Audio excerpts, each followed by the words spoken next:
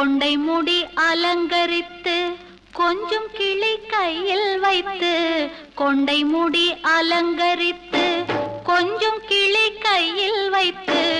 அஞ்சுக மொழி உமையாள் வீற்றிருந்தாள் அந்த அழகிய மாநகர் மதுரையிலே மதுரையிலே மதுரையிலே மதுரையிலே